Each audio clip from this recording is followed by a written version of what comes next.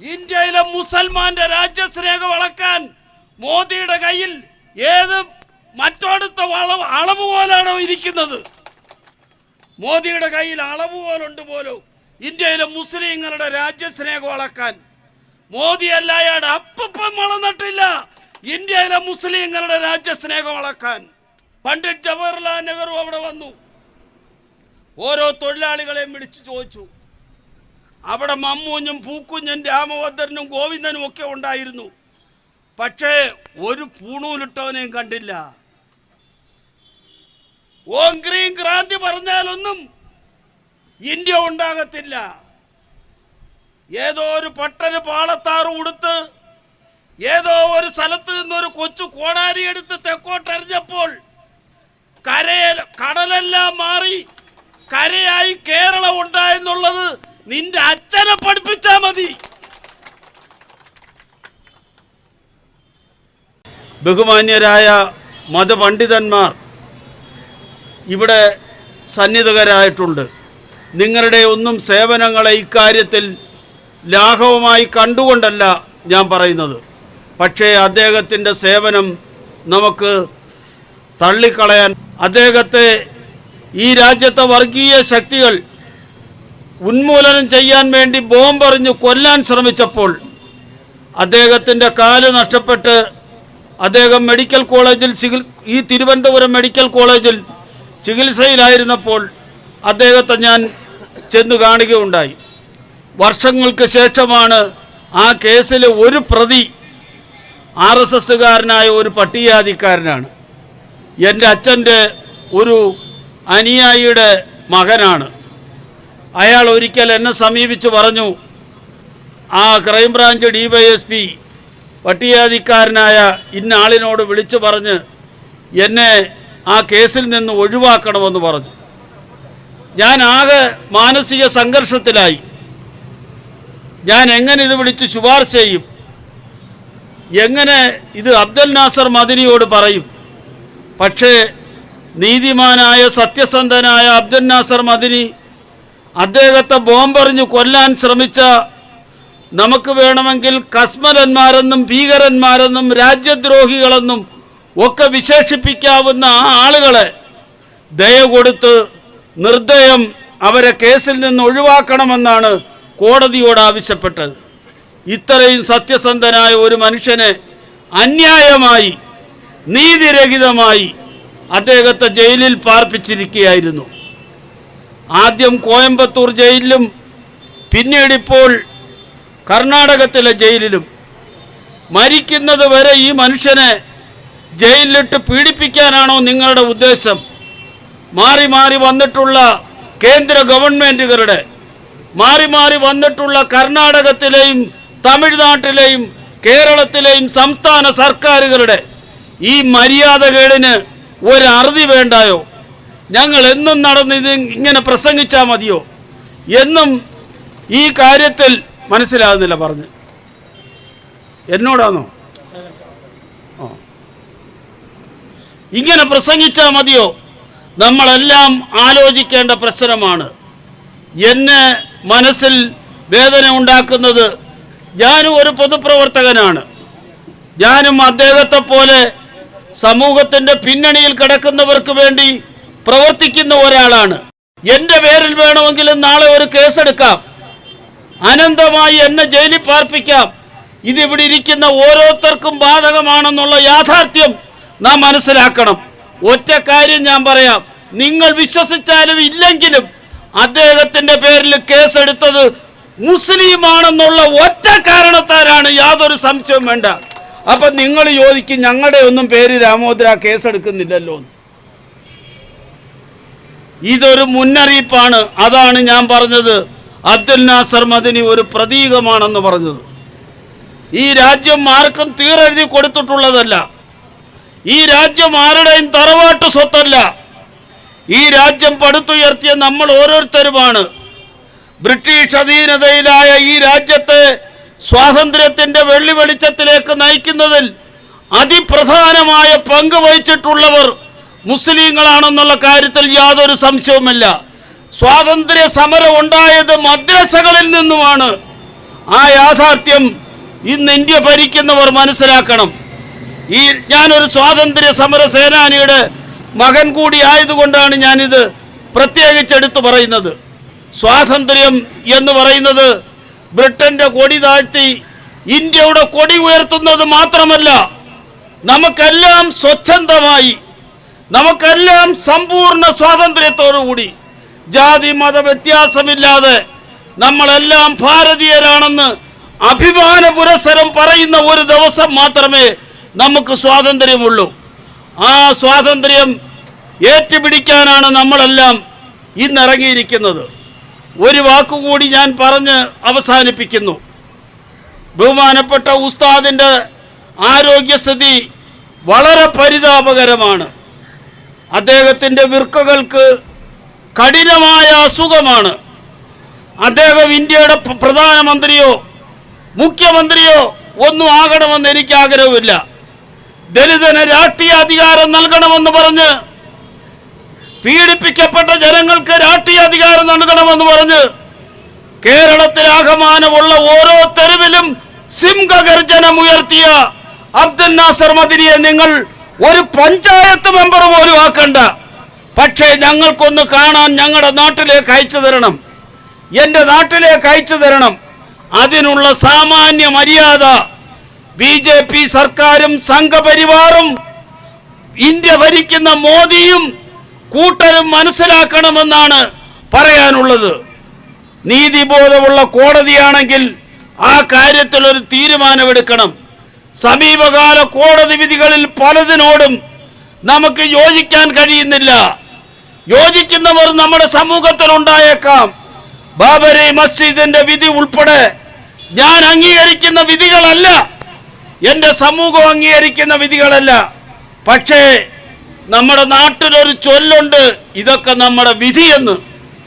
ആ വിധിയായിട്ട് മാത്രമേ ഇതിനെയൊക്കെ കാണാൻ കഴിയൂ. ജീവിതകാലം മുഴുവനും അങ്ങനെ വിധിയായി കണ്ട് ആരുടെയും അടിമകളായി നിൽക്കാൻ ഇന്ത്യയിലെ ദലിതരും മുസ്ലിങ്ങളും ദേശസ്നേഹികളും തയ്യാറാകത്തില്ലെന്ന് പറയാൻ, അടിയുറച്ച് പറയാൻ ഞാൻ ആഗ്രഹിക്കുകയാണ്. അതുകൊണ്ട് ഞങ്ങളുടെ ക്ഷമയെ പരിശോധിക്കാതെ, ഞങ്ങളുടെ മാന്യതയുടെ അന്തസ്സടക്കാതെ, ഞങ്ങൾക്കെല്ലാം പ്രിയങ്കരനായ, ഞങ്ങളുടെ എല്ലാം നേതാവായ, പ്രമുഖ ഇസ്ലാം മത പണ്ഡിതനായ, രാഷ്ട്രീയ നേതാവായ, മനുഷ്യാവകാശ പ്രവർത്തകനായ ശ്രീ അബ്ദുൽ നാസർ മദനിക്ക് മോചനം സാധ്യമാക്കി കൊടുക്കണം. നിങ്ങൾ കോടതി വിചാരണ നടത്തി അദ്ദേഹത്തെ കുറ്റവാളിയാണോ നിരപരാധിയാണോ എന്ന് വിധിക്കുന്നത് വരെ അദ്ദേഹത്തിൻ്റെ ജന്മഗൃഹത്തിലേക്ക് അയക്കണം. അദ്ദേഹത്തിൻ്റെ വീട്ടിലുള്ളവരെ അദ്ദേഹത്തിനെ കാണണം. ഞങ്ങൾക്ക് അദ്ദേഹത്തെ കാണണം. അതിനുള്ള അവസരം കേന്ദ്ര സർക്കാരും ബഹുമാനപ്പെട്ട സുപ്രീം കോടതി ഒരുക്കണം എന്ന് അഭ്യർത്ഥിച്ചുകൊണ്ട്, മതപണ്ഡിതന്മാർ നിങ്ങളെല്ലാം ഉണർന്ന് നിരവധി സമരങ്ങൾ നടത്തിയിട്ടുള്ളതാണ്. നിങ്ങൾ ഈ മനുഷ്യന് വേണ്ടി ഒരുപാട് പോരാട്ടങ്ങൾ നടത്തിയിട്ടുള്ളതാണ്. ഇത്രയും ജനങ്ങൾ, ഇത്രയും സമൂഹങ്ങൾ, അതായത് നെൽസൺ മണ്ടേല കഴിഞ്ഞാൽ ഇത്രയേറെ ജനങ്ങൾ ഒരാളിൻ്റെ മോചനത്തിനു വേണ്ടി സംഘടിക്കുകയും പ്രക്ഷോഭം നടത്തുകയും ചെയ്ത ചരിത്രം കേരളത്തിൻ്റെയും ഇന്ത്യയുടെയും ചരിത്രത്തിലില്ല. ത്യാഗനിധികളായ നിങ്ങൾ ഓരോരുത്തരുടെയും അർപ്പണ മനോഭാവത്തെയും സമരവീര്യത്തെയും സേവന സന്നദ്ധതയെയും ഞാൻ പ്രശംസിക്കുകയാണ്. പള്ളിക്കുള്ളിലും മദ്രസയ്ക്കുള്ളിലും തൈക്കാവിനുള്ളിലും മാത്രം തളച്ചിടേണ്ടതല്ല നമ്മുടെ ചിന്ത എന്നുള്ള ബോധം നിങ്ങൾക്ക് വേണം. ലോകം കണ്ട ഏറ്റവും വലിയ മനുഷ്യാവകാശ പ്രവർത്തകൻ, ലോകം കണ്ട ഏറ്റവും നീതിമാനായ രാഷ്ട്രീയ നേതാവ് ആരാണെന്ന് ചോദിച്ചാൽ യാതൊരു സംശയവുമില്ല, അത് മുഹമ്മദ് നബിയാണെന്നുള്ള കാര്യത്തിൽ യാതൊരു സംശയവുമില്ല. അതുകൊണ്ട് നമ്മളെല്ലാം റസൂലിൻ്റെ പാത പിന്തുടരണം, അവകാശങ്ങൾക്ക് വേണ്ടി പോരാട്ടത്തിനിറങ്ങണം, ആത്മാഭിമാനം ഉയർത്തിപ്പിടിക്കണം. ഓരോ ഭാരതീയനും, അവൻ പുലയനാകട്ടെ, മുസ്ലിം ആകട്ടെ, ഈഴവനാകട്ടെ, നായരാകട്ടെ, ഓരോ ഭാരതീയനും നമ്മുടെ ആത്മാഭിമാനം ഉയർത്തിപ്പിടിക്കുകയാണ് നമ്മൾക്ക് വേണ്ടത്. അല്ലെങ്കിൽ നമ്മൾ യുദ്ധം ചെയ്ത് മരിക്കണം. അതാണ് ആവശ്യം. കലാപമുണ്ടാക്കാനോ അരാജകത്വം സൃഷ്ടിക്കാനോ ഒന്നുമല്ല നമ്മൾ ആഹ്വാനം ചെയ്യുന്നത്. ഇവിടുത്തെ RSSകാരനും മോദിയും ഉയർത്തിപ്പിടിക്കുന്നതിനേക്കാൾ ഒരു പടി മുന്നിൽ ഇന്ത്യയുടെ ദേശീയ പതാക ഉയർത്തിപ്പിടിക്കാൻ നമ്മൾ ഓരോരുത്തരും കാണുമെന്നുള്ള കാര്യത്തിൽ യാതൊരു സംശയവും വേണ്ട. പക്ഷേ നമ്മളെ വേർതിരിച്ച്, നമ്മുടെ ജാതി തിരിച്ച്, നമ്മുടെ മതം തിരിച്ച്, നമ്മുടെ രാജ്യസ്നേഹം തിരിച്ച് നമ്മളെ അളക്കാൻ ഇന്ത്യയിൽ ഒരുത്തനും വളർന്നിട്ടില്ല. ഇന്ത്യയിലെ മുസൽമാന്റെ രാജ്യസ്നേഹം അളക്കാൻ മോദിയുടെ കയ്യിൽ ഏത് മറ്റോടത്തെ അളവുകോലാണോ ഇരിക്കുന്നത്? മോദിയുടെ കയ്യിൽ അളവുകോലുണ്ട് പോലും ഇന്ത്യയിലെ മുസ്ലിങ്ങളുടെ രാജ്യസ്നേഹം അളക്കാൻ. മോദി അല്ലായാട് അപ്പം വളർന്നിട്ടില്ല ഇന്ത്യയിലെ മുസ്ലിങ്ങളുടെ രാജ്യസ്നേഹം അളക്കാൻ, ഇന്ത്യയിലെ ദലിതന്റെ രാജ്യസ്നേഹം അളക്കാൻ.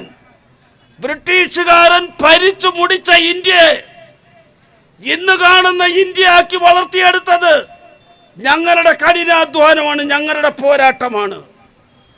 ഫക്ര നന്ദൻ അണക്കെട്ട് പണി നടക്കുമ്പോൾ ഇന്ത്യയുടെ പ്രധാനമന്ത്രി പണ്ഡിറ്റ് ജവഹർലാൽ നെഹ്റു അവിടെ വന്നു. ഓരോ തൊഴിലാളികളെയും വിളിച്ചു ചോദിച്ചു. അവിടെ മമ്മൂഞ്ഞും പൂക്കുഞ്ഞും രാമഭദ്രനും ഗോവിന്ദനും ഒക്കെ ഉണ്ടായിരുന്നു. പക്ഷേ ഒരു പൂണൂലിട്ടവനെയും കണ്ടില്ല. ഓം ഗ്രീം ക്രാന്തി പറഞ്ഞാലൊന്നും ഇന്ത്യ ഉണ്ടാകത്തില്ല. ഏതോ ഒരു പട്ടന് പാളത്താറ് ഉടുത്ത് ഏതോ ഒരു സ്ഥലത്ത് നിന്നൊരു കൊച്ചു കോടാരി എടുത്ത് തെക്കോട്ടെറിഞ്ഞപ്പോൾ കടലെല്ലാം മാറി കരയായി കേരളം ഉണ്ടായെന്നുള്ളത് നിന്റെ അച്ഛനെ പഠിപ്പിച്ചാ മതി. തൊട്ടപ്പുറത്ത് ശ്രീ പത്മനാഭസ്വാമി ക്ഷേത്രത്തിന്റെ മുമ്പിലുള്ള കുളം ഭൂലോകത്തുള്ള എല്ലാ പൂണൂലുകാരും കൂടെ വന്ന് കോടാലി വെച്ചെറിഞ്ഞാൽ നഗരുമോ? ഈ വിഡ്ഢിക്കഥകൾ കേൾക്കാൻ പുതിയ തലമുറ കിട്ടുമോ? നിങ്ങൾ ആലോചിക്കണം. ഇതൊക്കെ തന്നെയാണ് അബ്ദുൽ നാസർ മദനി ഈ രാജ്യത്തെ ജനങ്ങളോട് സമ്മതിച്ചത്. എന്നെപ്പോലെ ഉയർന്നു നിന്ന് സംസാരിക്കാൻ പറ്റുന്ന സമയത്ത് നിന്നുകൊണ്ട് പറഞ്ഞു, അത് പറ്റാത്ത സമയത്ത് ഇരുന്നു കൊണ്ട് പറഞ്ഞു, അതിനും കഴിയാത്ത സമയത്ത് കിടന്നുകൊണ്ട് പറഞ്ഞു. അതാണ് പോരാട്ട വീര്യം. ആ പോരാട്ട വീര്യം തകർക്കണമോ? നമ്മൾ ആലോചിക്കണം. ഇപ്പോൾ എല്ലാവർക്കും മദനി സ്നേഹം കൂടും. കാര്യം ഉടനെ അസംബ്ലി ഇലക്ഷനുണ്ട്. ഇലക്ഷൻ വരുമ്പോഴെല്ലാം ഭയങ്കര സ്നേഹമാണ്. ഞങ്ങളുടെ ആളുകളെ ആണെങ്കിൽ അവരാരും ഉദ്ധരിച്ചിട്ട് പിന്നെ ഉറക്കവേ വരുത്തില്ല. പട്ടികാധിപത്യക്കാരെ ഉദ്ധരിച്ചില്ലേ പിന്നെ അവന്മാർക്ക് ഉറക്കവേ വരുത്തില്ല ഒരൊറ്റ പാർട്ടിക്കാർ. അതുകൊണ്ട് നമ്മളെല്ലാവരും കൂടെ ഒന്നിച്ചു നിന്ന് ഒറ്റക്കെട്ടായി നിന്നുകൊണ്ട് ഈ പോരാട്ടത്തിൽ അണിനിരക്കണം. അണിനിരന്നുകൊണ്ട് നമ്മുടെ ഉസ്താദിന്റെ മോചനത്തിന്, ഉസ്താദിന്റെ മോചനം എന്ന് പറയുമ്പോൾ ഒരു വ്യക്തിയുടെ മോചനമല്ലത്, ഒരു സമൂഹത്തിന്റെ മോചനമാണ്, ഒരു മതത്തിന്റെ മോചനമാണ്, ഒരു രാജ്യസ്നേഹികളുടെ മോചനമാണ്. ഇന്ത്യയിലെ മഹാഭൂരിപക്ഷം വരുന്ന ദലിത് പിന്നോക്ക വിഭാഗങ്ങളുടെ മോചനമാണ്. 85% വരുന്ന ഭാരതീയരുടെ ശബ്ദമാണത്. ഇന്ത്യക്കാരന്റെ ശബ്ദമാണ്. ആ ശബ്ദത്തെ തകർക്കാൻ ആർക്കെങ്കിലും കഴിയുമോ എന്ന് നാം പരിശോധിക്കണം. എൻ്റെ സ്നേഹിതൻ പ്രിയങ്കരനായ മൂവാറ്റുപുഴ അഷറഫ് മൗലവി വന്നിട്ടുണ്ട്. അഷറഫ് മൗലവി വന്നുകൊണ്ട് ഞാൻ പ്രസംഗം നടത്തുക. അതുകൊണ്ട് നമുക്കെല്ലാം ഒറ്റക്കെട്ടായി നിന്ന് ഈ കാര്യത്തിൽ മുമ്പോട്ട് പോകാം. ഇന്നിവിടെ PDPക്കാർ കുറവുണ്ട്. PDPക്കാരും വിളിച്ചില്ലേ വർക്കൽ രാജ്? ആ, പണ്ഡിതരുടെ പരിപാടി. എന്നാലും അവർക്ക് വരായിരുന്നു. വളരെ കഷ്ടപ്പെടുന്ന ഒരു പാർട്ടിയുടെ പ്രവർത്തകരാണ് അവർ. ഇത്രത്തോളം ജീവിതം ഹോമിച്ച് സമൂഹത്തിന് വേണ്ടി, ഒരു ജനതയ്ക്ക് വേണ്ടി, നമ്മുടെ ഒരു നേതാവിന് വേണ്ടി ഇത്രത്തോളം ത്യാഗം സഹിക്കുന്ന പ്രവർത്തകരാരുണ്ട്? ഏതെങ്കിലും പാർട്ടി കാണുമോ? 2 ദിവസം അങ്ങോട്ടും ഇങ്ങോട്ടും എൻ്റെ നേതാവ് എന്ത് കഴിഞ്ഞ് വിട്ടുക എന്ന് പറഞ്ഞ് നടക്കും. 4ാമത്തെ ദിവസം എടുത്തോണ്ട് പോടാ നിൻ്റെ നേതാവിനെ എന്ന് പറയും. ഏത് നേതാവ്, എവിടുത്തെ നേതാവ്, എന്തൊരു നേതാവെന്ന് ചോദിക്കും. ഇതതാണോ? അവരുടെ ത്യാഗസന്നദ്ധത, അർപ്പണ മനോഭാവം നമ്മൾ കാണണം. അതുകൊണ്ട് നമ്മൾ പിന്തിരിയരുത്. നമ്മളുടെ ഈ പോരാട്ടം തുടരണം. നിങ്ങളുടെ എല്ലാം സഹായ സഹകരണങ്ങൾ. ഇവിടെ മൈലക്കാട് ഷാ എന്നെ അതിഥി എന്നൊക്കെ പറഞ്ഞത്, ഞാനതിന് മറുപടി പറഞ്ഞാൽ കട്ടിയായി പോവും. നമ്മളുടെ എല്ലാം ഒരു കാര്യം, ഞങ്ങളുടെ എല്ലാം കാര്യം, ഇവരെല്ലാം ഉറങ്ങി കിടക്കുന്ന കാലത്ത് ഇതിനെല്ലാം തട്ടി ഉണർത്തിയിട്ടുള്ളത് ഞാനാ. എന്നിട്ട് എന്നെ അതിഥി എന്ന് പറഞ്ഞ് അപമാനിക്കുകയാണ്. അതുകൊണ്ട് നമ്മളെല്ലാം ഒന്നിച്ചു നിന്ന് ഈ പോരാട്ടത്തിൽ അണിനിരക്കണം. ഇവിടെ എത്തിച്ചേർന്ന എല്ലാ മതപണ്ഡിതരായ എല്ലാ ആളുകൾക്കും, എല്ലാ ഉസ്താദുമാർക്കും, എല്ലാ നല്ല മനുഷ്യർക്കും, ഇത് കേൾക്കാൻ വന്നവർ, ഇതിനെ പ്രോത്സാഹിപ്പിക്കാൻ വന്ന എല്ലാ ജനങ്ങൾക്കും, ഞങ്ങളെല്ലാവരും ഒറ്റക്കെട്ടായി കേരളത്തിലെ മുഴുവൻ ജനങ്ങൾക്കും വേണ്ടി, ഇന്ത്യയിലെ മുഴുവൻ പൗരാവകാശ പ്രവർത്തകർക്ക് വേണ്ടി, മനുഷ്യാവകാശ പ്രവർത്തകർക്ക് വേണ്ടിയും, ജീവകാരുണ്യ പ്രവർത്തകർക്ക് വേണ്ടിയും, അതിൻ്റെ ഏറ്റവും പ്രതീകമായ ബഹുമാന്യനായ അബ്ദുൽ നാസർ മദനിക്ക് വേണ്ടി അഭിവാദ്യം അർപ്പിച്ചുകൊണ്ട്, നന്മകൾ നേർന്നുകൊണ്ട് ഞാൻ ഉപസംഹരിക്കട്ടെ. ജയ് ഭാരത്.